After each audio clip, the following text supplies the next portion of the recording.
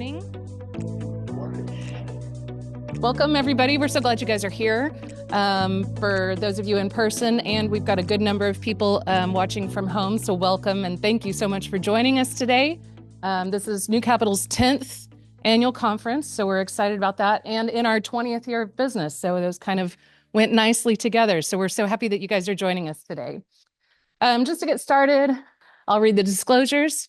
This New Capital presentation is being made available for educational purposes only and should not be used for any other purpose. The information presented does not constitute and should not be construed as an offering of advisory services or an offer to sell or solicitation to buy any securities, related financial instruments, financial services, or other services in any jurisdiction. Past investment performance is not an indication of future results. Wherever there is the potential for profit, there is also the possibility of loss. Certain information contained herein concerning economic trends and performance is based on or derived from information provided by independent third-party sources. New Capital believes that the sources from which such information have been obtained are reliable. However, we cannot guarantee the accuracy of such information and have not independently audited these sources. Okay, Catherine, thank you. Good morning, everybody here and at home. Great to have you this morning. I'm going to do a very short presentation, including the poll results. Hopefully everybody had a chance to take the poll, which we do every year. And then we're going to be joined by Chris Tidmore from Vanguard, who has graciously come in from Pennsylvania, where Vanguard is, and is going to talk with us about ignoring the noise, the value of your advisor, which is an advertisement for us. So thank you. But Chris will get into some quantitative statistical work that Vanguard's done in this area to try to quantify, what's the quantitative value of an advisor. And then JC and I are going to talk about kind of the usual presentation, updating people on where valuations are, some notes about the economy, bond yields, and those sorts of things. At 11, we're going to break for lunch. Those of you who are here, you're going to get lunch from Picnic. Those of you who are attending remotely, sorry, you'll have to go to the refrigerator. So there are perks to coming here in person, but we're glad to have you wherever you are, of course. At 12:30, Kevin Horner and Tanya Knaut, who have both presented before estate attorneys, are going to talk about naming your beneficiaries, do's and don'ts. This is an area that's become really of great interest to me because it's such an important thing, and I'm just not sure that anybody, myself included, are thinking fully through all the issues about this. And we see this day in, day out when we get estate documents in and we talk with clients, and people are sort of surprised that, oh, I did that. I put that into this really important document, this will or this trust. That was 20 years ago, and it doesn't stand anymore as their preference and their desire. And so I thought this would be a really important presentation to make. We'll also talk about if you have a trust and how do you pick a trustee or how do you pick an executor. I've learned it's just not so immediately simple as, you name your kid or brother, whatever the case is. Those may be the right solutions, but there are some other solutions, including some institutional solutions that we now are able to offer to you. And then finally, at 1:15, our usual what's new. We have a lot that's new in services and technology. Okay, and that's going to be me, JC, Catherine, and Casey, and then at 2 o'clock, we'll have conclusion. I want to introduce somebody new who joined New Capital, and she'll stand up. Deysi Davila, and here she is. We now have a JC, a Casey, and a Daisy. If you know anybody if you know a Stacy or a Lacey, please let me know. If they are half as good as what we have, they will be immediately interviewed for a job position. Daisy was our summer intern from June to August, and we liked her so much, we brought her on full-time as a paraplanner. She has a BBA in finance and marketing, And University of Houston just recently graduated, a minor in studio arts, study abroad in Spain in fall of 2023, working toward a career, is now in a career in finance, wants to pursue her CFP. And she's originally from Houston. Her hobbies are drawing portraits. Naomi will be interested in hearing that. We have another artist here, so the two of you can talk at lunch. Ceramics, embroidery, and reading. And today is her birthday. And there's nowhere she told me she would rather spend it than here working at New Capital. Good answer. So welcome to Deysi, and you all will increasingly be interacting with her. Okay, 2023 poll results. How long will it? This is last year's poll. I wanted to show, we can then see how did you guys do last year. I'll go through these quickly. How long will it take to elect a Speaker of the House? You may remember there was difficulty in the Republican Party electing a Speaker of the House. Seems like ages ago. You all picked a month. I think it was about a month before they picked Mike Johnson, the Speaker of the House. Will Donald Trump be convicted? You all thought yes, yes, and yes.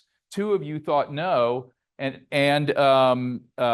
he was convicted in the state of New York, but not in the state of Georgia, because that case has been put on hold, given, I guess, actions or presumed actions of the DA there. And then, yes, in federal court, we know the Supreme Court has put up obstacles to that prosecution.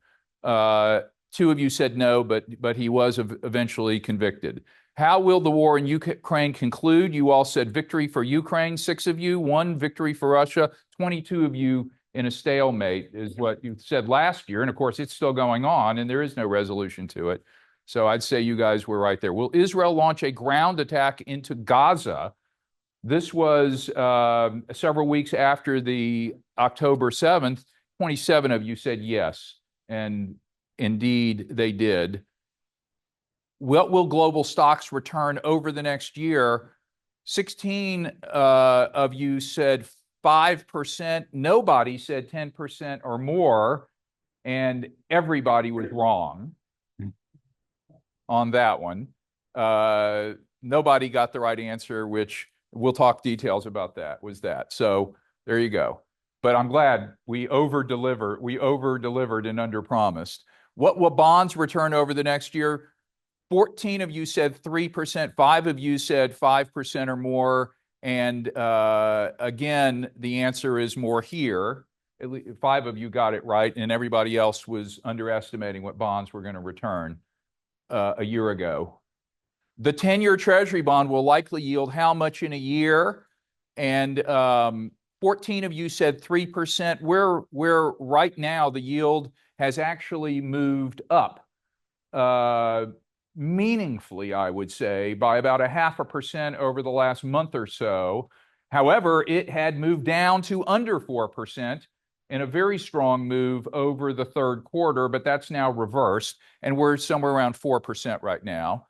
What will the price of oil most closely be?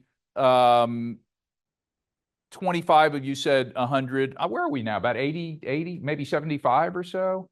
I really should redo this slide to give 75 and 125. I think my scale is not right here.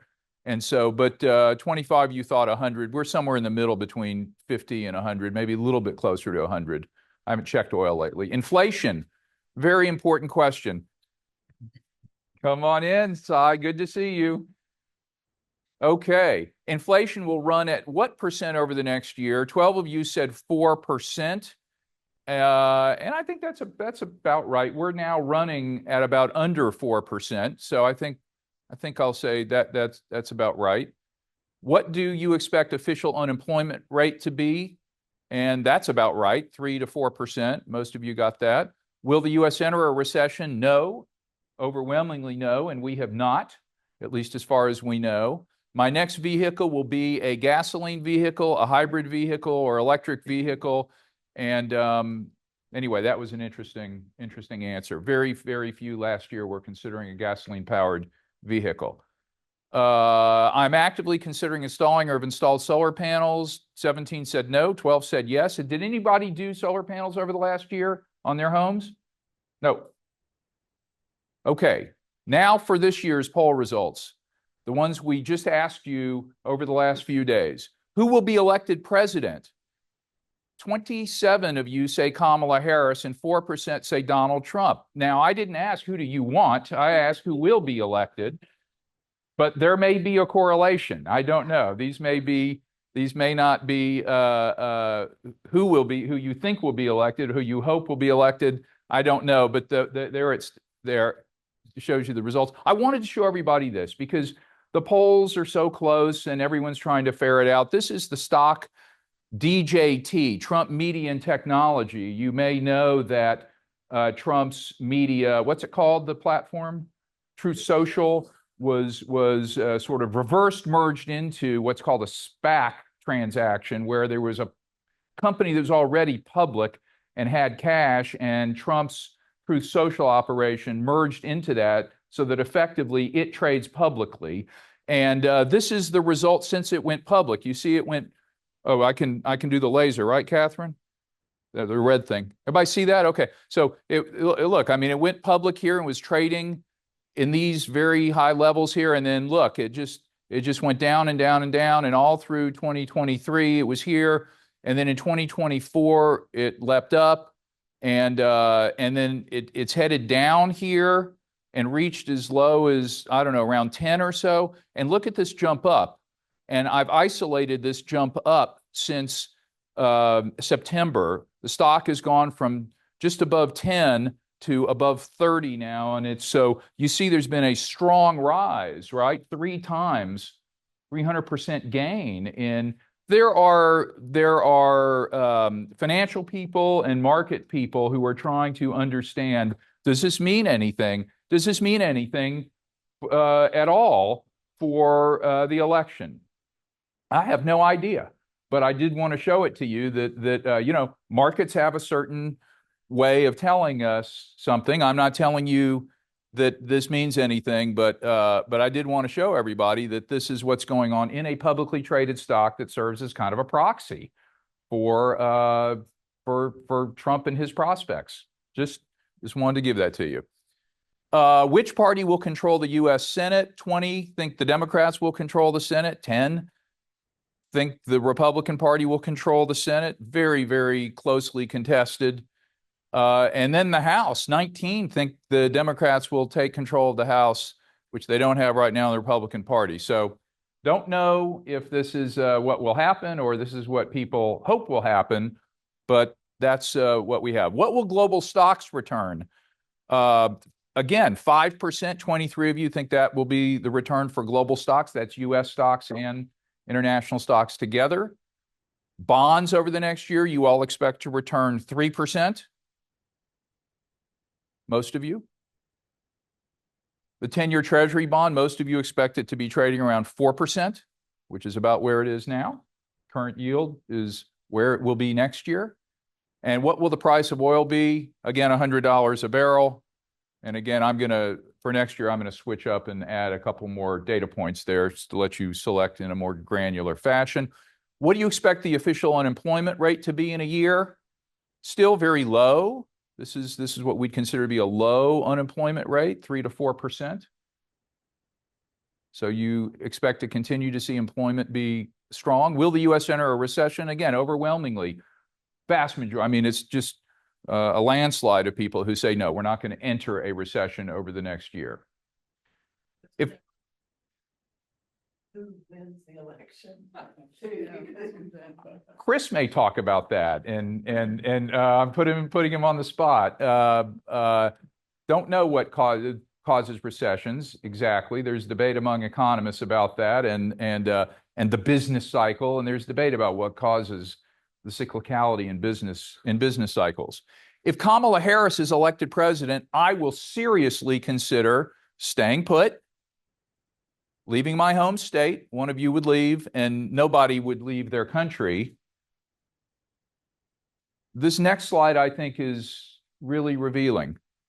If Donald Trump is elected president, I will seriously consider, look at this, among our client base.